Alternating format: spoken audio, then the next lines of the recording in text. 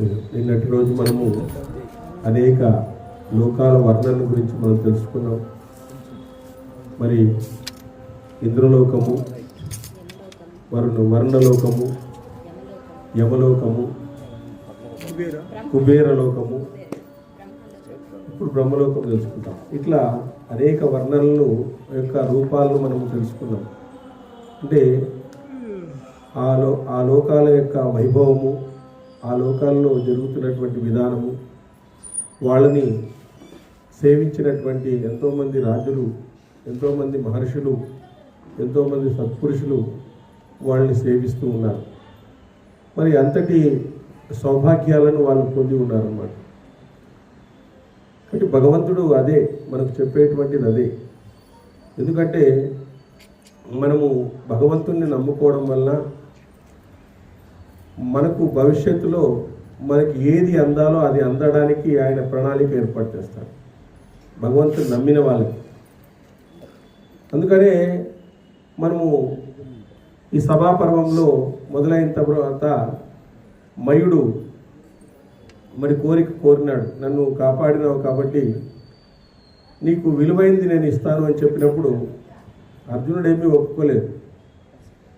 ఎందుకంటే క్షత్రియ ధర్మంగా ఆయన కాపాడడం ఆయన యొక్క విధి. వాళ్ళు ఎప్పుడు కూడా ఉపకారం చేయమని వాళ్ళు అడగడం లేదు.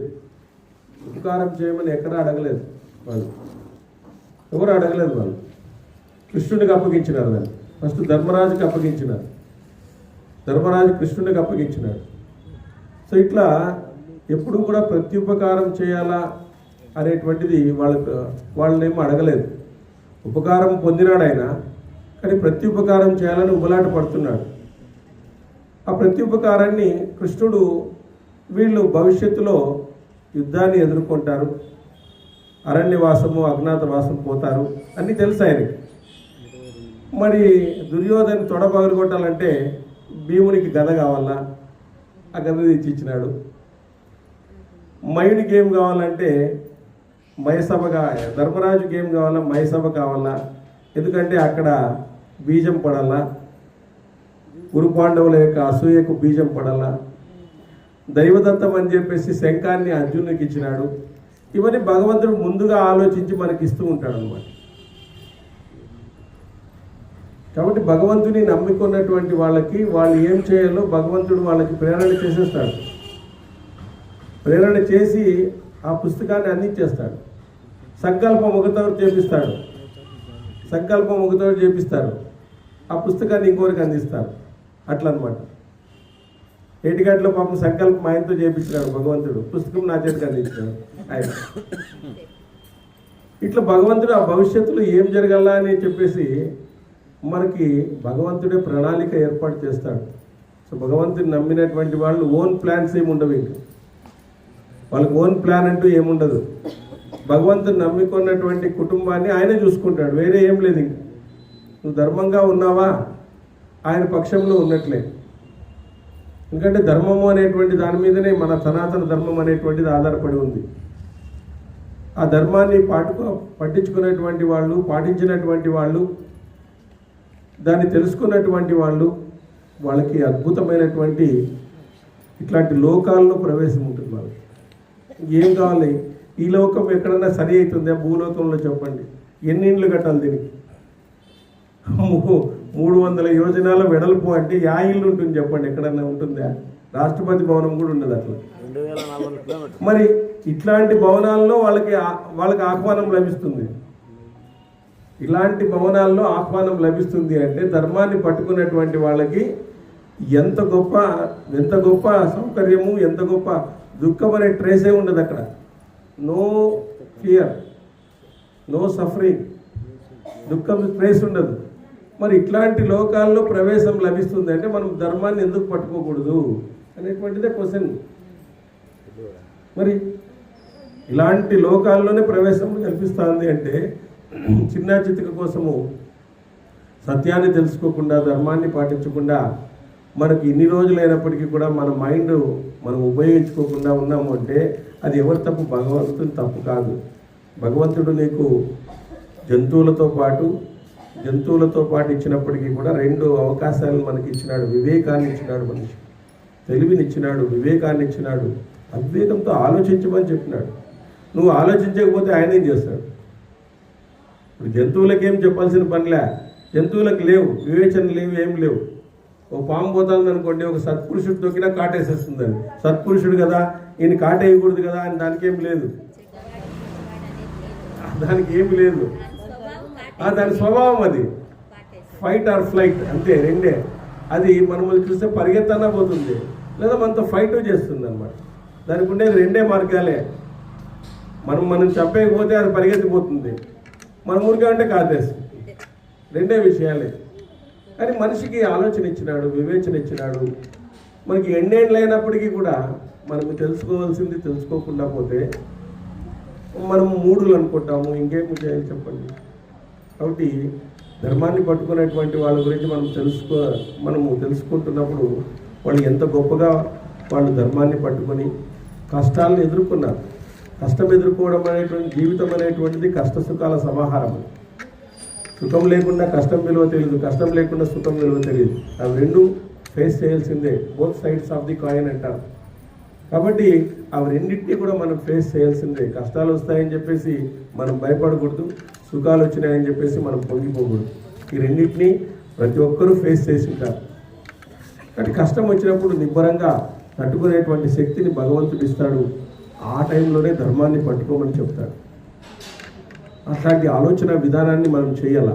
అట్లాంటి అద్భుతమైనటువంటి ఆలోచన విధానాన్ని చేయడం వల్ల ఇట్లాంటి గొప్పదైనటువంటి, ఎందుకంటే భగవంతుని మనం పూజ చేస్తున్నామంటే భగవంతుని పొంగిపోడు. భగవంతుని మనం పొగుడుతూ ఉంటాం. ఎందుకు పొగుడుతూ ఉంటాం? మనలో ఉండేటువంటి ఆత్మ చైతన్యాన్ని పూజ ద్వారా ఆయన వ్యక్తం చేసుకుంటాడు. మనం ఏం చేయాలా? అట్లాంటి వ్యక్తమయ్యే స్థితి నాకు శాశ్వతంగా ఇవ్వమని చెప్పాలి. ఆయన పొగిడితే ఏం చేస్తారు? ఆయన పొగడతలకు పొంగిపోడు, విమర్శలకి కుంగిపోడు. కాబట్టి పొగడతలకు పొంగిపోయేవాడు కాదు ఆయన. అట్లు పొగడతలకు పొంగిపోయింటే ఎంతమందికి వరాలు ఇవ్వాలి మరి చెప్పండి? ఎంతమందికి వరాలు ఇవ్వాలి ఆయన? ఎంతమందికి వరాలు ఇవ్వాలి ఆయన? వాళ్ళు అక్కడక్కడ పంపిస్తాడు. ఒకసారి హెలెన్ కిల్లర్ అనేటువంటి ఆమె పుట్టు చెవుడు మూగ ఆమె, ఒక పెద్ద శాస్త్రవేత్త ఆమె. ఒకసారి మన ఇండియాకి వచ్చిందంట ఆమె. అంటే కళ్ళు కనపడవు, మూగ, చెవుడు అంతా ఆమెకి అద్భుతమైన శక్తులు ఉన్నాయంట. ఎవరైనా చేయి పట్టుకుంటే వాళ్ళ గురించి చెప్పేస్తుందండి. ఆమె నెహ్రూ దగ్గరకు వచ్చింది. ఒకసారి నెహ్రూ దగ్గరకు వచ్చి నెహ్రూ గురించి అంతా చెప్పేసింది. ఆయన ఆశ్చర్యపోయినాడంట. నెహ్రూ ఏమో జ్యోతిష్కి రాలా, ఏం పోయి అన్నీ చెప్పేసిందంట విషయాలు. ఒకసారి ఈమె మన విష్ణు సహస్రనామం చెప్పిన ఎంఎస్ సుబ్బలక్ష్మిని దగ్గరికి వెళ్ళిందంట. ఆమె వెళ్ళి సుబ్బలక్ష్మి గారిని అడిగిందంట. ఏమనంటే, నేను ఒకసారి మీ గొంతు దగ్గర చేయి పెడుతున్నా అని, మీరు పాడుతున్నప్పుడు గొంతు దగ్గర నేను చేయి పెడుతున్నా అంటే, పెట్టండి దానికేముంది అనిందంట. అట్లా పెట్టిన తర్వాత ఆమె ఏమనిందంట, ఈమె మామూలు కన్య కాదు, అద్భుతమైన గంధర్వ కన్య అని చెప్పి. ఎంఎస్ సుబ్బలక్ష్మి, హెలెన్ కిల్లర్ అని ఆమె చేయి పట్టుకుంటేనే అన్నీ చెప్పేస్తుందంట. అంటే గుడ్డి వాళ్ళకి చాలా కాన్సన్ట్రేషన్ ఉంటుంది అనమాట. వాళ్ళకి మంచి ఇది ఉంటుంది, తెలివి ఉంటుంది. ఆమె ఇండియన్ కాదు, ఫారిన్ కంట్రీస్. ఆమె మన దేశానికి వచ్చింది, హెలెన్ కిల్లర్ అని. ఆమె ఒకసారి వచ్చింది మన దేశం, బ్రిటన్. ఆమె ఒకసారి వచ్చినప్పుడు నెహ్రూ చేయి పట్టుకుపోయిందంట. నెహ్రూ గురించి అంతా చెప్పేసిందంట. ముందు జరిగేవి, వెనక్కి జరిగేవి అన్నీ చెప్పేసిందంట. ఆయన ఆశ్చర్యపోయారంటే, ఏమ్మా నువ్వేం జ్యోతిష్కి రాలేమన్నా అని. ఒకసారి ఎంఎస్ సుబ్బలక్ష్మి గారి దగ్గరికి వెళ్ళిందంట ఆమె వెళ్ళి ఆమె గొంతు మీద చేపెట్టి ఆ గానం చూస్తే అద్భుతమైనటువంటి గంధర్వ కన్యమ్మ, నువ్వు మామూలు కన్య కాదు అని చెప్పింది. అట్లా భగవంతుడు వాళ్ళని పంపిస్తూ ఉంటాడు మనకు. దాన్ని గుర్తు చేసుకోవడానికి, అట్లాంటి వాళ్ళని గుర్తు చేసుకోవడానికి మనల్ని పంపిస్తూ ఉంటాడు. మనం వాళ్ళని గురించి తెలుసుకొని మనము ప్రయత్నం అనేటువంటి చేయాలి. ప్రయత్నం చేయకుండా ఏది జరగదు. కాబట్టి ప్రయత్నం అనేది చేస్తూ ఉండాలి. అది భగవంతుడు చూసుకుంటాడు. ఆ ప్రయత్నం మనం మొదలు పెడితే ఆయన ప్రయత్నం మొదలవుతుంది. ఆయన అది చూసుకుంటాడు. నేను ఎన్ని పూజలు చేసినా నాకు రాలేదు అంటే, నువ్వు ఏం పూజలు చేసినా ఎవరికి తెలుసు నీకు? నాకు ఎన్ని పూజలు చేసినాను, అది కలిసి రాలేదు, ఇది కలిసి రాలేదంటే నువ్వు పూజ చేసిన విధానము. భగవంతుని కోరికలు కోరకుండా ఏది మనం చేయకూడదు. కాబట్టి ఇట్లాంటి గ్రంథాల ద్వారా మనం భగవంతుని గురించి తెలుసుకుంటే విశ్వాసం అనేటువంటిది ఇంకా ఎక్కువ అవుతుంది. ఆ విశ్వాసమే మనల్ని ముందుకు నడిపిస్తుంది అనమాట. ఏమీ లేకపోయినప్పటికీ కూడా చాలామంది ఉండగలిగినారు.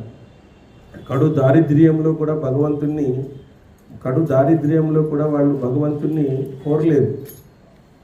భగవంతుడా నాకు ఇది స్థితి ఇచ్చినావు, ఈ స్థితి నుంచి నువ్వే కాపాడు అని చెప్పినారే కానీ వాళ్ళు ఏ రోజు కోరలేదు. ధనధాన్యాలు కానీ ఏదన్నా కానీ అధర్మంగా కోరలేదు, ఏది కోరలేదు.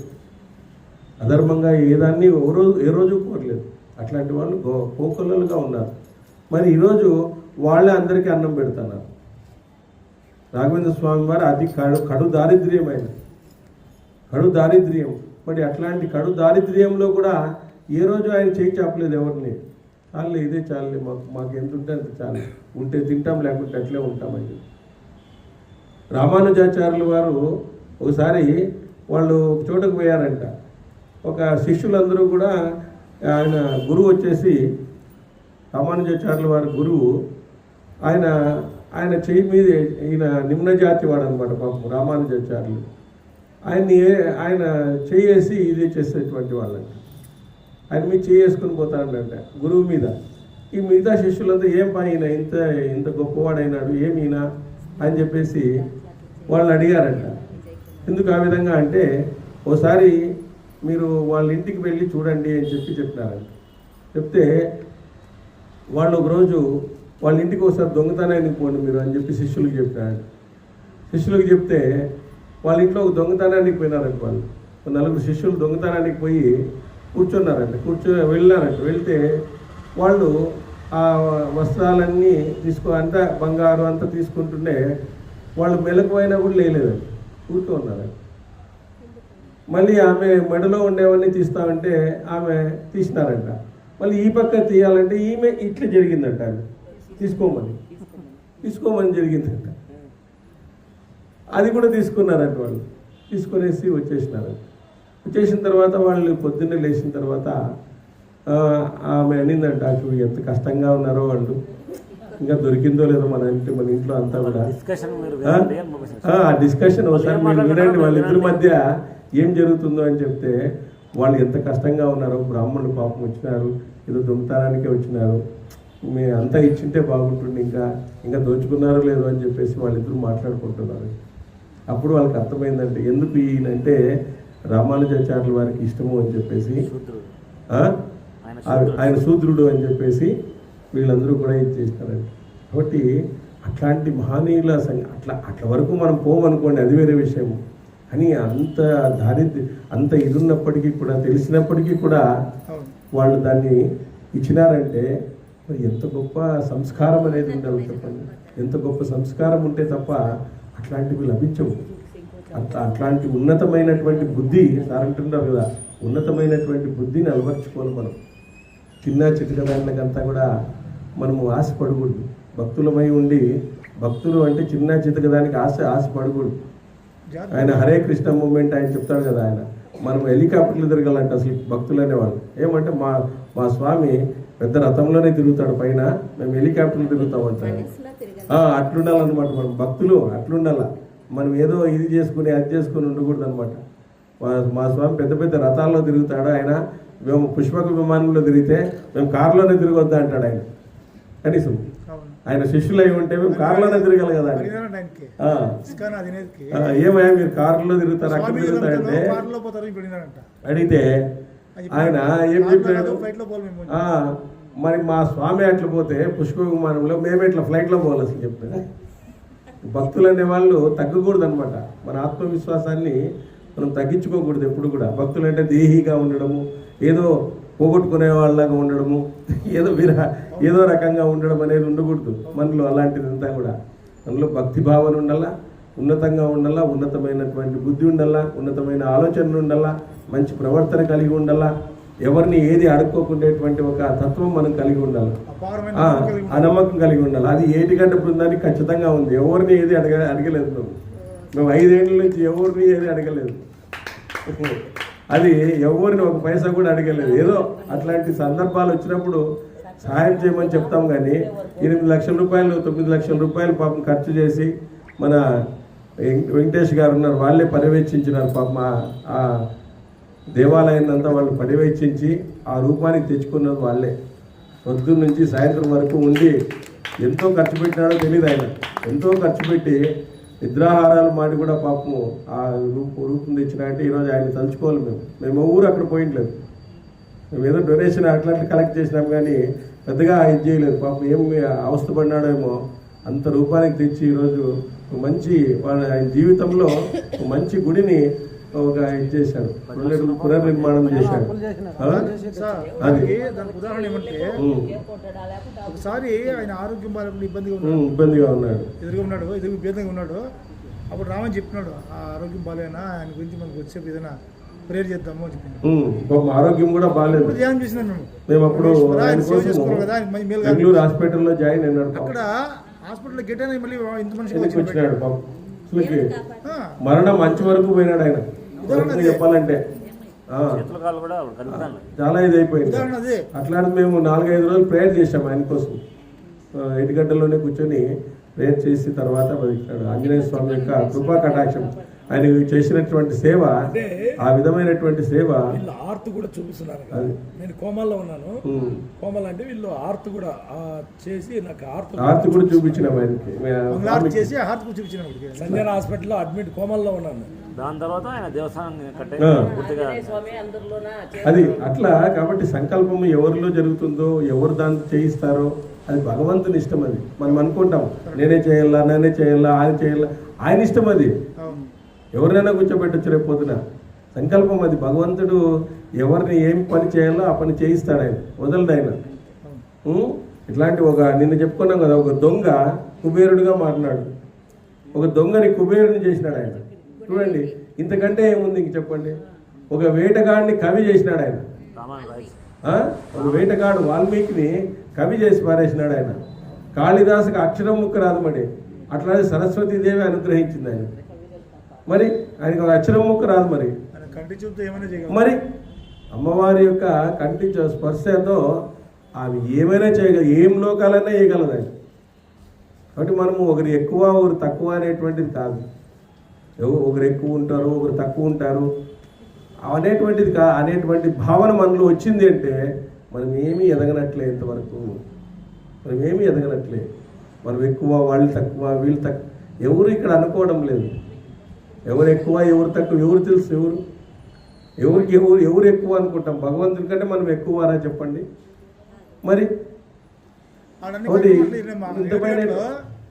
కార్యక్రమాలు ఉన్నాయి. హనుమత్ జయంతి అంటే ఒక 3 days బిఫోర్ హనుమత్ జయంతి వస్తుంది అంటే తలా కింద తీసుకునేది హనుమత్ జయంతి అంతే చేసేది. అంతే నవమి అంటే అంత తీసుకుని అంతా ఒక 50 రూపాయలు 100 రూపాయలు వేసుకునేది, మేమే ప్రసాదం తీసుకునేది, మేమే పంచుకునేది. అంతే అంతే అంతే తప్ప మేము ఎవరిని కూడా ఒక పైసా అడిగింది లేదు. ఒక పైసా ఎప్పుడు ఇవ్వండి అని అడిగింది లేదు. అట్లా ఉండాలి. మేము ఎవరితో అడగకూడదని మా ఉద్దేశం. ఎందుకంటే వాళ్ళు తెచ్చిస్తే తెచ్చివ్వని తప్పేం లేదు. కానీ ఒకరిని అడగాల, ఒకరిని అదిగితే ఇప్పుడు ఏదైనా గుడి కడుతున్నారంటే వాళ్ళు వస్తా అంటే వీళ్ళు తప్పించుకునేది వేసిపోతారు. చందయ్య ఆడని అడుగుతారేమో అని. ఇప్పుడు అట్లా అయిపోయింది పరిస్థితి. ఇప్పుడు ఎవరైనా గుడి కడుతున్నారంటే వాళ్ళు ఎవరైనా వచ్చినారంటే తప్పించుకొని వెళ్ళిపోతారు ఇంట్లో. ఇప్పుడు వద్దాపా వచ్చినప్ప వీళ్ళు అని చెప్పేసి అట్లా ఉండకూడదు. మనకు ప్రవచనం వినడానికి, ఇట్లాంటి దానికి ప్రవచనం చెప్పాలనేటువంటి ఉద్దేశంతోనే మా బృందం ఏర్పడింది. ఈ పంచమహాగ్రంథాలని చదవాలా, మా జీవితంలో పంచమహాగ్రంథాలను చదివి మేము భగవంతునికి అప్పగిస్తే తర్వాత ఏమనేది ఆయన చూసుకుంటాడు. మాకు తోచినటువంటి మీరందరూ రావడము, మీరందరూ ఇట్లా దీన్ని శాశ్వతంగా కొనసాగించడానికి మీరందరూ కంకణం కట్టుకోవడం, లేకుంటే అప్పుడు మేము ఇద్దరున్నా ముగ్గురున్నా మేము ఆడే పోయి చెప్పుకుంటాం అనమాట. ఇద్దరున్నా కూడా చెప్పుకుంటాం. ముగ్గురు నలుగురు కూర్చొని అభివృద్ధి అయింది. ఇంకోటి ఒకసారి పారాయణం చేస్తున్నాము, పాము వచ్చేసి పాము వచ్చింది, పాము మధ్యలో ఉంది. సార్ ఏమంటున్నాడు, కొట్టొద్దండి అంటున్నాడు, మధ్యలో వచ్చి ఇంటా ఉంది. ఆ పక్కున్నాము, ఈ పక్కన తెరే మళ్ళీ దాన్ని ఎత్తుకుపోయి చంపుకున్నానేసి బకెట్లోకి వేసిపోయి చెరువులో ఇడిచినారు. ఈ పక్క ఉన్నాము, ఇట్లా ఉన్నాము. ఇట్లా మధ్యలో వచ్చి పనుకో చూస్తా ఉంది. అది అక్కడ పాములు ఎక్కువ, ఫస్ట్ పాములు ఎక్కువ ఉండేవి ఉంటాయి. వరం కదా, అది చాలా అభివృద్ధిగా బాగుంది, ఇప్పుడు అద్భుతంగా తయారైంది. కాబట్టి ఆ విధంగా ఇక్కడ బ్రహ్మ సభావరణని చెప్తా ఉన్నారు. పితామహా సభాం తథా కస్యమానం నిబోధ శక్యతే ఏవ నిర్దృష్ట్యం ఏవం రూపేతి భారత అంటున్నారు. అంటే నాయన భారత, ఇప్పుడు బ్రహ్మసభను గురించి చెప్తాను విను. ఇది ఇటువంటిదని చెప్పడానికి వీలుండదు. ఆ బ్రహ్మసభ ఇటువంటిదని చెప్పడానికి వీలుండదు. ధర్మరాజా, పూర్వం సత్యయుగంలో సూర్యభగవానుడు బ్రహ్మసభను సందర్శించి మరలా మనుష్యలోకాన్ని చూడాలని అనాయాసంగా బ్రహ్మసభని గురించి ఉన్నట్లుగా నాకు వివరంగా చెప్పాడు. పరశురామ, ఆ బ్రహ్మసభ కొలతలకు అందంది, దివ్యమైనది, బ్రహ్మ సంకల్పం నుంచి పుట్టినది, సమస్త ప్రాణుల మనసులను రంజింపచేయగల దాని ప్రభావం వర్ణింపనలవి కానిది. అంటే బ్రహ్మ యొక్క సంకల్పం నుంచి మనకు పుట్టింది. అంటే సంకల్పము వలన ఆ లోకం అనేటువంటిది పుట్టింది అని చెప్పేసి చెప్పడం జరుగుతుంది. పాండవ శ్రేష్ఠ, సూర్యభగవాను నుంచి ఆ బ్రహ్మసభ గొప్పతనాన్ని విని నేను దాన్ని చూడగోరి సూర్యునితో ఇలా అన్నాను. సూర్యునితో నేను ఇలా చెప్పాను, స్వామి కిరణాధిపతి, నేను ఆ బ్రహ్మసభను చూడాలనుకుంటున్నాను. ఉత్తమము పాపనాశనమైనటువంటి ఆ సభను ఏ తపస్సుతో, ఏ పుణ్యకర్మలతో, ఏ ఔషధి ప్రభావంతో చూడగలమో చెప్పు అంటున్నారు. అంటే మనము ఏం చేస్తే బ్రహ్మ సభను మనం చూడగలుగుతాము? అంటే ఔషధితో, ఏదన్నా మనం ఆయుర్వేదంగా ఏదన్నా ఇది చేసుకోవాలా, పుణ్యకర్మతో మనము దాన్ని చూడగలుగుతామా, తపస్సుతో చూడగలుగుతామా? భరతశ్రేష్ఠ, సహస్ర కిరణాలు గల సూర్యుడు నా మాట విని నువ్వు ఏకాగ్ర చిత్తుడై 1000 సంవత్సరాలు ఆచరించవలసిన బ్రహ్మరథాన్ని చెయ్యి. అప్పుడు నేను హిమాలయ శిఖరాలపై ఆ మహావ్రతాన్ని ప్రారంభించినాను. 1000 సంవత్సరాలు ఆచరించవలసినటువంటి బ్రహ్మరథాన్ని చేయాలని, దాన్ని చూడాలని, బ్రహ్మలోకాన్ని చూడాలని. ఆ తపస్సు ముగిసిన తర్వాత పాపరహితుడు పరాక్రమశాలి అయిన సూర్యభగవానుడు అనాయాసంగా నన్ను బ్రహ్మసభకు కొనిపోయాడు. ఆయన్ని బ్రహ్మసభకు తీసుకొని పోయినాడంట. ఎవరు? సూర్యభగవానుడు. 1000 సంవత్సరాలు. రాజా, ఆ సభ ఇటువంటిదని తేల్చి చెప్పడానికి వీలు కానిది, క్షణకాలంలో మాటలకందని రూపాన్ని మార్చుకోగలిగింది. భారత, దాని కొలతలు కానీ దాని స్వరూపం కానీ నేను ఎరుగను. ఇంతకు ముందు ఎప్పుడు నేను అటువంటి రూపాన్ని చూసి ఉండలేదు. ఏదో ఈ లోకాలన్నింటినీ మనము చెప్పొచ్చు, కానీ వెడల్పు పొడవు అని ఈ లోకాన్ని మనము వర్ణించడానికి, కొలవడానికి, ఊహించడానికి కూడా వీలు లేదు అని చెప్తున్నారు. రాజా, ఆ సభ ఎప్పుడు మంచి సుఖాన్ని ఇస్తుంది, చల్లగా ఉంటుంది, వెచ్చగాను ఉండదు. ఆ సభలోని చేరిన తర్వాత ఆకలి దప్పులు ఉండవు. అంటే ఇప్పుడు మోక్షానికి చేరిన తర్వాత కానీ, వైకుంఠాన్ని చేరిన తర్వాత కానీ, బ్రహ్మలోకాన్ని చేరిన తర్వాత కానీ అక్కడ ఏమీ ఉండవు అన్నమాట. ఇంకా దుఃఖం యొక్క ట్రేస్ అనేది ఉండదు అక్కడ. ఆ విధంగా ఉండేటువంటి లోకాలు ఇవన్నీ కూడా ఆద్యంతము ప్రకాశించే వివిధ మండలతో. ఎందుకంటే ఇక్కడ సృష్టించడము అంటే మనం భారతంలో ఒకటి అర్థం చేసుకోవాలా. అంటే మనసులో మనము సృష్టించుకోవాలన్నమాట. మనసులో మనం సృష్టించుకుంటే మనకు ఏమి తెలిసిన ఆత్మజ్ఞానాన్ని తీసుకోవడం వల్ల, ఆత్మజ్ఞానాన్ని మనము ఎప్పుడైతే మనం పొందుతామో మనకు కూడా ఆ శక్తి ఉంటుందన్నమాట. మానవులకు కూడా ఆ శక్తి ఉంటుంది. ఆత్మజ్ఞానాన్ని పొందినటువంటి వాళ్ళకి సంకల్ప శక్తి ఉంటుంది. వాళ్ళు చూడగలిగినటువంటి, అంటే ఈ లోకాలన్నింటినీ కూడా చూడగలుగుతారు. ఈ లోకాలన్నింటినీ చూడగలుగుతారు. వాళ్ళు ఆకలి దప్పులు కూడా ఉండవు. ఇప్పుడు సుఖ దుఃఖాలు ఉండవు. ఆత్మస్వరూపునికి సుఖ దుఃఖాలు అంటవాడు. శీతోష్ణ స్థితి కానీ, సుఖ దుఃఖాలు కానీ, లాభ నష్టాలు కానీ, జయాపజయాలు కానీ వానికి ఏమీ ఉండవు.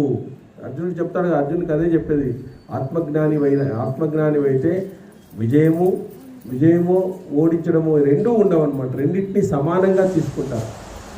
ప్రపంచంలో అన్నింటినీ సమానంగా, కష్టాలని సుఖాలని ఒకే రకంగా తీసుకున్నటువంటి వాడు స్థితప్రజ్ఞుడుగా ఉంటాడన్నమాట. ఆ స్థితప్రజ్ఞత్వాన్ని మనం చేసుకుంటే మనలో కూడా మనం సృష్టించుకోవచ్చు. అట్లాంటి లోకాన్ని మనలో కూడా మనం సృష్టించుకోవాలా. బ్రహ్మదేవుడు అదే మనల్ని సృష్టించిన తర్వాత మనం సృష్టించుకోవాల్సినటువంటి దాని గురించి ఈరోజు చెప్తున్నారు. మనం ఏం సృష్టించుకోవాలా? మన మనసులో, మన బుద్ధిలో, మన మనసును ఇంద్రియ నిగ్రహం వైపు తీసుకుని వెళ్ళి శమధమాలతో మన యొక్క మనసును బుద్ధితో కలిపి, బుద్ధి ద్వారా మనము ఆత్మజ్ఞానాన్ని మనం పొందాలా. ఆత్మస్వరూపాన్ని చూడాలి. ఆత్మస్వరూపాన్ని చూడగలిగితే అవి పూజల యొక్క ఫలితం కావచ్చు, ఏదన్నా ఈ ఫలితాలన్నీ కూడా అవే. కానీ ఈరోజు మనం తంతుగా చేస్తున్నాం కాబట్టి అవి ఫలితాలు అందడం లేదు. అవి తంతుగా చేస్తున్నాం. పూజలు తంతుగా చేస్తున్నాం. మొన్నగా ఫంక్షన్కి పోయినాను, ఆయన హోమం చేపిస్తున్నారు, ఆయన ఆ పక్క చూస్తా అంటే ఏమంటే మా వాళ్ళు ఇంకా రావాల్సింది, వాళ్ళు రాలేదండి. మంచి మంత్రాలు చెప్తున్నారు, సూర్యునికి సంబంధించినవి అన్ని మంత్రాలు చెప్తున్నారు, కానీ ఆయన కిటికీ పక్కే చూస్తారాడు, వాళ్ళు రాలేదే ఏం వాళ్ళు రాకపోతే నీకు వచ్చినది పిలిచినావు కదా, వాళ్ళు వచ్చేదే ఇంపార్టెంట్. ఇక 5 నిమిషాలకు ఒకసారి వాళ్ళు వచ్చినారా అని అడుగుతారు, వీళ్ళు వచ్చినారా అని అడుగుతారు. ఇట్లా ప్రతి ఒక్కటి తంతుగా మిగిలిపోయింది. వాళ్ళు ఏదో చూసుకొని చదివేస్తున్నారు, మంత్రాలు టకటకటక చదివేస్తున్నారు, ఎవరికి ఏమీ అర్థం కాదాడ. అట్లా అయిపోయింది పరిస్థితి అనమాట. అట్లా ఉంటుంది అనమాట. ఒక పూజను మనం ఏకాగ్రతంగా చేయడం అనేటువంటిది లేదు. వాటి నుంచి ఎన్నో ఫలితాలు ఉన్నాయి. ఏకాగ్రతంగా చేస్తే దాని నుంచి వచ్చేటువంటి ఫలితాలు అమోఘంగా ఉంటాయి. మామూలుగా మనము శివుని మీద వేసేటువంటి అభిషేక జలాన్ని ఇట్లా ధారగా చూస్తే ఎంతో ఆనందం ఇస్తుంది. అది ఒక ప్రదోష కాలంలో వీళ్ళ గుడిలో మేము చూసాము, ఎంతో ఆనందం కలిగింది మాకు. ఈ లింగోద్భవ కాలంలో చూస్తే ఎంతో ఆనందం కలుగుతుంది అనమాట. అట్లాంటి సమయాల్లో భగవంతుని మనం దర్శించవచ్చు. కాబట్టి అంటే దానికి కొద్దిగా ఆ మంత్రాలు అన్నీ కూడా చెప్తూ వాటినన్నింటినీ కూడా తదేకంగా మనం చూస్తూ తదేకంగా భగవంతునికి దగ్గరగా ఉన్నప్పుడు మాత్రమే అవన్నీ మనం దర్శించగలుగుతాం. భగవంతునికేమో దగ్గరగా ఉంటాము, బంధువులను చూస్తూ ఉంటాం అందరినీ కూడా. ఆ బంధువులు చూస్తున్నంత కాలము మనకు ఆత్మబంధువు అర్థం కాదు. మనకు కావాల్సినటువంటి ఆత్మబంధువు ఉన్నాడే ఆయన మనకు అర్థం కాడు. కాబట్టి ఈ బ్రహ్మ కలిగినటువంటి రాజా ఈ సభ ఇటువంటిదని తేల్చి చెప్పడానికి వీల్లేదు. దాని కొలతలు కానీ స్వరూపం కానీ రాజా ఎప్పుడు మంచి సుఖాన్ని ఇస్తుంది. అత్యంత ప్రకాశించే 5 మణులతో సభ నిర్మితమైంది. దానికి ఆధార స్తంభాలు ఉండవు, అది ఎప్పుడు పాతబడినట్లు ఉండదు, నిత్య నూతనంగా ఉంటుంది. దానికి స్తంభాలు లేవు, ఆధారమే లేదంట. చూడండి ఆ విధంగా నిలబెట్టినారు దాన్ని. పాతబడినట్లు ఉండదు, నిత్య నూతనంగా ఉంటుంది. అనంత కాంతులతో వెలిగే నానావిధ దివ్య పదార్థాలతో స్వయంగానే చంద్రుడు సూర్యుని అగ్ని మించి ప్రకాశిస్తుంది. చంద్రుని మించి, సూర్యుని మించి, అగ్నిని మించి ప్రకాశిస్తుంది. స్వర్గాన్ని మించి ఉన్నతమై సూర్యుని తిరస్కరిస్తూ అది ప్రకాశిస్తుంది. అంటే సూర్యుని వెలుగు కూడా సరిపోదంట, దాన్ని అంత ప్రకాశిస్తుందంట. సూర్యుని వెలుగు కంటే దేదీప్యమానంగా ప్రకాశిస్తూ ఉంటుంది. ఎందుకంటే ఒక ఆత్మజ్ఞాని యొక్క మనకు అతని యొక్క ముఖము ఆ విధంగా ప్రకాశిస్తుందండి. చూడండి ఆ ఆత్మజ్ఞానికులు అనేటువంటి చూస్తే అంత ఇదిగా ప్రకాశిస్తుంది అనమాట. అంత ఆత్మజ్ఞానానికి అంత ఇది ఉందన్నమాట. సో అనంత కాంతులతో వెలిగే నానావిధ దివ్య పదార్థాలతో స్వయంగా చంద్రుడు సూర్యుడు అగ్నిని మించి ప్రకాశిస్తుంది. రాజా ఆ సభలో సర్వలోక పితామహుడు బ్రహ్మ దేవమాయతో సమస్త లోకాలను సృష్టించు తాను మాత్రము ఒంటరిగా ఉంటాడు. ప్రజాపతులందరూ ఆయన సేవిస్తుంటారు. దక్షుడు, ప్రచేతుడు, పులహతుడు, మరీచి, కశ్యపుడు వీళ్ళంతా ప్రజాపతులు. వీళ్ళ నుంచే మనకు సృష్టి జరిగిండేది. సో కాబట్టి దక్షుడు, ప్రచేతుడు, పులహుతుడు, మరీచి, కశ్యపుడు, భృగువు, మరి తర్వాత భృగువు, అత్రి, వశిష్ఠుడు, గౌతముడు, అంగీరసుడు, పులస్యుడు, క్రతువు, ప్రహ్లాదుడు, కర్దముడు, అధర్వ రంగిసడు, సూర్యకిరణాలు తాగే వాలకిల్యుడు, మనసు, అంతరిక్షము, విద్య, వాయువు, తేజస్సు, బలము, పృథ్వీ, శబ్దము, స్పర్శ, రూపము, రసం, గంధం, ప్రకృతి, వికృతి, ఇతర సృష్టి హేతువులు వీటన్నిటికీ వాళ్ళు అధిష్టాన దేవతలు అనమాట. ఈరోజు మనకు వచ్చినటువంటి శబ్ద, స్పర్శ, రూప, రస, గంధ, పృథ్వీ, వికృతి ఇవన్నీ సృష్టి హేతువులు. ఈ సృష్టిలో ఇవన్నీ ఉంటాయి అందరికీ కూడా. ఇవన్నీ రావడానికి కారణం ఆ ప్రజాపతులే అని చెప్తున్నాడు అనమాట. సో మహాతేజస్వి అగస్త్యుడు, మార్కండేయుడు, జమదగ్ని, భరద్వాజుడు, సంవర్తనుడు, చెవ్వనుడు, మహాత్ముడు దుర్వాసుడు, ధర్మజుడు, ఋష్యశృంగుడు, మహాతపస్వి యోగాచార్యుడు, పూజనీయుడైనటువంటి సనత్ కుమారుడు, అసితుడు, దేవలుడు, తత్వజ్ఞాని అయిన జయగ్రీపుడు, శత్రుజేత అయినటువంటి ఋషభుడు, పరాక్రమశాలి అయిన మణి, అష్టాంగ సహితుడైనటువంటి మూర్తి అయినటువంటి ఆయుర్వేదం, నక్షత్రగణాలతో కూడిన చంద్రుడు, కిరణమాలి అయినటువంటి సూర్యుడు, వాయువులు, క్రతువులు, సంకల్పము, ప్రాణము, వీరేగాక మహావ్రత ప్రాణులై రూపదారులైన మహాత్ములు ఎందరో బ్రహ్మను సేవిస్తూ ఉంటారు. ఎందుకంటే ఆయన సృష్టికర్త కాబట్టి ఆయన సేవిస్తూనే ఉంటారు. అర్థము, ధర్మము, కామము, హర్షము, ద్వేషము, తపస్సు, దమము ఇవి కూడా రూపాన్ని ధరించి బ్రహ్మను సేవిస్తూ ఉంటాయి. ఇవన్నీ కూడా రూపాన్ని ధరించి బ్రహ్మను సేవిస్తూ ఉంటాయంట. గంధర్వ అప్సరసులు గణాలు 20 కలిసి బ్రహ్మసభకు వస్తాయి. మరొక 7 గణాలకు చెందిన గంధర్వులు అక్కడ చేరుతారు. సమస్త లోకపాలకులు శుక్రుడు, బృహస్పతి, బుధుడు, కుజుడు, శని, రాహువు, కేతువు ఈ గ్రహాలు సామగాన మంత్రాలు, రతాంగసాను, హరిమంతుడు, వసుమంతుడు, ఇంద్రునితో కలిసి 12 ఆదిత్యులు, జంటలుగా వ్యవహరించబడిన అగ్నోష్టవ దేవతలు, ఇంత దేవతలు, మనకు అష్టదిక్పాలకులు అందరూ కూడా మహర్షులు అందరూ కూడా ఈ ప్రజాపతులు వీళ్ళందరూ కూడా బ్రహ్మను సేవించాల్సిందే. ఎందుకంటే వాళ్ళు పుట్టినటువంటిదే బ్రహ్మ నుంచినే. విష్ణువు యొక్క ఆదేశంతో బ్రహ్మ ఈ సంకల్ప మాత్రంగా వీళ్ళందరినీ సృష్టించి వీళ్ళ ద్వారా మనకు ఈ సంతానాన్ని అందించినాడు అనమాట. కాబట్టి ఈ సృష్టి జరిగింది. ధర్మవేత్త ధర్మరాజా మరుత్తుడు, విశ్వకర్మ, వసువులు, సమస్త పితృగణాలు, హవిస్సులు, ఋగ్వేదము, సామవేదం, యజుర్వేదం, అథర్వణ సర్వశాస్త్రాలు, ఇతిహాసాలు, ఉపవేదాలు, వేదాంగాలు. ఎందుకంటే ఆ బ్రహ్మగారే అవన్నీ ఇచ్చేదన్నమాట. ఎందుకంటే బ్రహ్మగారే రామాయణాన్ని చెప్పిండేది. రామాయణాన్ని ఎవరికి చెప్పినాడు? వాల్మీకి మహర్షి చెప్పినాడు. వాల్మీకి మహర్షి మళ్ళీ రాయడం జరిగింది. అట్లే బ్రహ్మగారే ప్రేరేపించేది నారదుని. మహాభారతం కూడా అంతే, బ్రహ్మగారే ప్రేరేపించిండేది.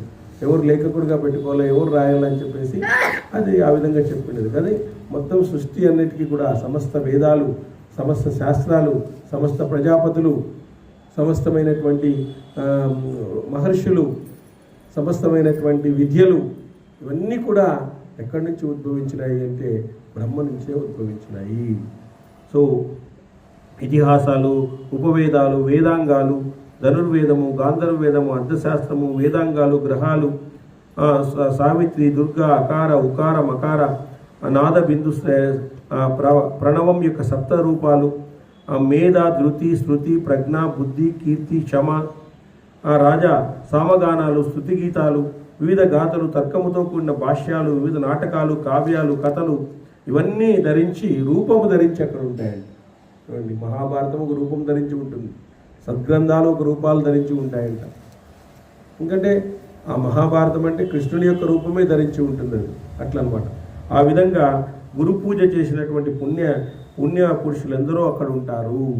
కాబట్టి భరత క్షణాలు, లవాలు, ముహూర్తాలు, దివ్యరాత్రాలు, పక్షాలు, నెలలు, ఋతువులు, ధర్మజ సంవత్సరాలు, పంచయుగాలు, అహోరాత్రులు, మానవ, పితృ, దేవతల బ్రహ్మ ప్రమాణాలు, అహోరాత్రులు, 4 విధాల నిత్య, దివ్య, అక్షయ, అవ్యయ రూపమైనటువంటి కాలచక్రము, ధర్మచక్రము రూపాన్ని ధరించి అక్కడ ఉంటుంది. కాలచక్రం కూడా అంతే, రూపాన్ని ధరించి అక్కడ ఉంటుంది. అతిథి, దితి, ధనువు, సురస, వినత, ఇరా, కాళిక, సురభి, సరమ, గౌతమి, ప్రభ, కద్రువ, దేవమాతలు, రుద్రాణి, శ్రీ, లక్ష్మి, భద్ర, అపర, పృష్టి, గంగానది, లక్ష, స్వాహ, కీర్తి, సురాదేవి, శచి, పుష్టి, అరుంధతి, సమృతి, ఆశ, నియతి, సృష్టిదేవి, రతి, ఇతర దేవతలు కూడా ప్రజాపతిని ఉపాసిస్తారు. వీళ్ళందరూ కూడా ఉపాసిస్తారు. ఆదిత్యులు, వసువులు, రుద్రులు, మరుత్తులు, అశ్వినులు, విశ్వదేవులు, సాధ్యులు, మనోవేగం గల పితరులు బ్రహ్మను సేవిస్తూ ఉంటారు అనుక్షణము కూడా. ఎందుకంటే పురుష శ్రేష్ఠ పితృగణాలు 7 ఉంటాయి. వాళ్ళు 4 రూపం గలవి, 3 రూపం లేనివి పితృగణాలు. భరత లోక విఖ్యాతులై స్వర్గలోక సంచారం గల వైరాజులు, అగ్నిస్వతులు, గార్హ్యపత్రులు, అగ్నిస్వతులు, సోమకులు ఈ 4 పితృగణాలు రూపం గలవి. ఏకశృంగులు, చతుర్వేదులు, కళలు ఈ 3 పితృగణాలు రూపం లేనివి. ఈ పితృగణాలు 7 4 వర్ణాలతో పూజించబడి ఉంటాయి. రాజా ముందు పితృగణాలు తృప్తి పడితే సోమదేవత తృప్తి పడుతుంది. 7 గుణాలకు చెందిన పితరులు బ్రహ్మ సన్నిధిలో నిలబడి తేజోమూర్తి అయిన బ్రహ్మకు పరమానందంగా ఉపాసిస్తారు. ఎందుకంటే మనం పితృదేవతలను సేవించడం వల్ల పితృదేవతలను బ్రహ్మగారు అడుగుతారంట, వీళ్ళకి ఈ వరాలు ఇవ్వాలా మీ కుటుంబానికి అని. అప్పుడు ఇమ్మని చెప్తే ఇచ్చేస్తాడు. కానీ పితృదేవతలు మనం నమస్కరించాలా, వాళ్లకు తర్పణం ఇచ్చాలా, వాళ్ళకు వైదిక సంస్కృతి మనం చేయాలా. సంవత్సరానికి ఒకసారి అవి ఎప్పుడు కూడా మనం వదిలిపెట్టకూడదు. అందుకే కొడుకు కావాలని చెప్పేది, ఉన్నామ నరకం నుంచి రక్షించేటువంటి వాడు. ఎందుకంటే పితృగణాలని బ్రహ్మదేవుడు అడుగుతాడంటే, ఏమయ్యా మీ కుటుంబం వాళ్ళు చాలా ఇదిగా ఉన్నారు కదా, నీకంతా పితృగా చేస్తున్నారా నీకంతా అని. స్వామి అందరూ చేస్తున్నారు, వాళ్ళకు ఉన్నటువంటి దాంట్లో బాగా చేస్తున్నారు, వాళ్ళని కాపాడు అంటే అప్పుడు ఆయన కాపాడతారు. లేనటువంటి వాళ్ళు వేరే వాళ్ళ ద్వారా దత్తత తీసుకొని చేయొచ్చు, దత్తత తీసుకుని వాళ్ళు చేయొచ్చు. ఎవరు? వాళ్ళు జన్మెత్తింటారు, అక్కడే ఉంటారు. వాళ్ళ రూపం అక్కడ ఉంటుంది, రూపం కనపడదు, వాళ్ళు వేరే రకంగా ఉంటారు. పితృలోకం అంటే చనిపోయిన వీళ్ళే కాదు, వేరే ఉంటారు. వాళ్ళు అంతా కలిసి ఉంటారు. కానీ వాళ్ళకి అక్కడ రూపం ఉంటుంది. ఇక్కడ అంటే వాళ్ళకి జన్మ తీసుకుని ఉంటారు, కానీ రూపం అంటూ వాళ్ళకు కనపడుతుంది అనమాట. వాళ్ళు చేసిన పుణ్యాలు బట్టి ఆ లోకం ఇచ్చేసి ఉంటారు వాళ్ళకి ఆల్రెడీ. మళ్ళీ భూలోకం వచ్చే అవసరం. కాబట్టి ఇది గయాలో పెట్టచ్చు. విష్ణుపాదం చెప్పిన అత్మాయ గయ అయిపోయిన తర్వాత ఆడ పిండి ప్రదానం చేయాలని చెప్పి శాస్త్రం ఉంటుంది. ఇంకా విష్ణు మొదటి పాదం అక్కడే ఉండేది, చేయాలంటుంది. ఇక నేను చేయలేని పరిస్థితిలో ఉన్నాను, నాకు చేత కాదు, ఇంకా నేను చేయలేను అన్నప్పుడు ఆడు చేసి వస్తే సరిపోతుంది. కానీ ఆడు చేసినాక మళ్ళీ చేయకూడదు, చేయొచ్చు. నీ చేత ఎందుకు చెయ్యి, చేత కాని పక్షంలో ఆడు చేసి. బదిరీలో కూడా అంతే, బ్రహ్మకళ కపాలం అనేది అక్కడ మేము చేసినాము, గయాలో కూడా చేసినాము, బలి చేస్తున్నాం. అంటే అవసరం మీకు, ఎందుకంటే పెట్టొచ్చు, పెట్టే చేత కాకపోతే పెట్టొచ్చు. అట్లా ఇప్పుడు లాస్ట్ అనమాట. మనం మేము చేయలేము, ఈ ముసలితనం వచ్చింది, మేము అన్ని చేయలేము అనే వాళ్ళు అక్కడ చేయొచ్చు అనమాట. అట్లా కాబట్టి అక్కడ చేయొచ్చు అనమాట. అది ఇచ్చినారు. రాజా త్రికాలాల్లో స్థావర జంగమాత్మకమైన సమస్తాన్ని ఈ బ్రహ్మసభలో చూశానని తెలుసుకోవచ్చు. సమస్తాన్ని దర్వాజా ఉజ్వరేశక్తులు 18,000 మంది మునులు ఈ సభలో ఉన్నారండి. 18,000 మంది మునులు దీంట్లో ఉన్నారంట. ఆ మహర్షులు దేవతలందరూ స్వేచ్ఛగా బ్రహ్మను దర్శించి తలవాల్చి నమస్కరించి వచ్చిన దారిని తిరిగి వెళ్తారు. సర్వ ప్రాణులందు దయగలవాడు, ధీమంతుడు, సర్వలోక పితామహుడు, తన దగ్గరకు వచ్చిన అతిథులుగా వచ్చిన దేవతలను, దానవులను, నాగులను, జిజులను, యజ్ఞస్వరూపులను, సుపర్ణులను, కాలేయులను, గంధర్వులను, అచ్చరులను తగు రీతిగా అనుగ్రహిస్తాడు. ఆయన అనుగ్రహిస్తాడు. సృష్టించినది ఆయనే కాబట్టి ఆయనకి అనుగ్రహ శక్తి కూడా ఉంది, ఆయన చంపేటువంటి శక్తి కూడా ఉంది. ఆ బ్రహ్మనే ఇంకొక రూపంలో లయకర్తగా ఉంటాడు, ఇంకొక రూపంలో విష్ణుకర్తగా ఉంటాడు అనమాట. మన ముగ్గురు 3 రూపాల్లో కనపడతారు. విష్ణువు నుంచినే బ్రహ్మ ఆవిర్భవించినది, తర్వాత లయకారుడైనటువంటి శివుడు కూడా ఆవిర్భవించినాడు అనమాట. ఆ విధంగా ముగ్గురు 3 రూపాల్లో వాళ్ళ యొక్క విధులను నిర్వర్తిస్తూ ఉంటారు అన్నమాట. ఎందుకంటే ఎన్నో వరాలను అనుగ్రహిస్తూ ఉంటాడు బ్రహ్మదేవుడు. అనేకమైనటువంటి పెట్టినప్పుడు బ్రహ్మగా ఉంటాడు, స్థితికర్తగా ఉన్నప్పుడు విష్ణువుగా ఉంటాడు, లయకర్తగా ఉన్నప్పుడు శివుడుగా ఉంటాడు. కాబట్టి వాళ్ళందరూ ఒకటే, అద్వైతం మన అంతా ఒకటే, ఒకే ఒకే శక్తి ద్వారా ఉద్భవించినటువంటి వాళ్ళే వాళ్ళందరూ కూడా.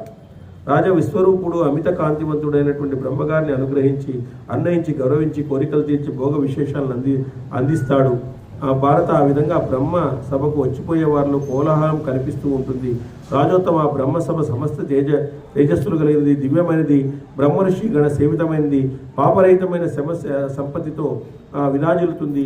అటువంటి సభను నేను చూశాను. మానవ లోకంలో ఈ సభ దుర్లభమైనటువంటి సమస్త లోకాల్లో బ్రహ్మసభ చాలా దుర్లభమైనది. ఇలాంటి లోకం అనేది ఎక్కడా ఉండదు.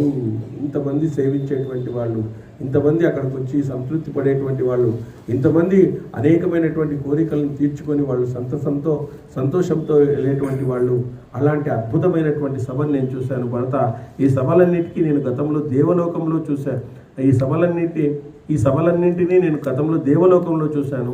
మానవ లోకంలో నీ ఈ సభయే సర్వశ్రేష్టమైనటువంటిది, చాలా శ్రేష్టమైనటువంటి సభ, దేవలోకానికి సమానంగా ఉండేటువంటి సభ అని చెప్పేసి అక్కడ బ్రహ్మసభను వాళ్ళు అనువనువు వర్ణిస్తారు. ఆ విధంగా సృష్టి జరగడం అనేటువంటిది జరిగింది అని చెప్పేసి యథక్షరం మాతాహీనం తెలుసుకొని దర్శనమితాదేవ నారాయణ నమోస్తే.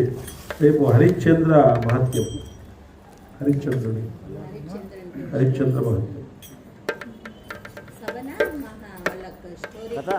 హరిశ్చంద్ర మహత్యం, పాండురాజు సందేశం. హరిశ్చంద్రుడి గురించి, హరిశ్చంద్రుని గొప్పతనాన్ని చెప్తారు. చంద్రవంశం, చంద్రవంశమే కదా.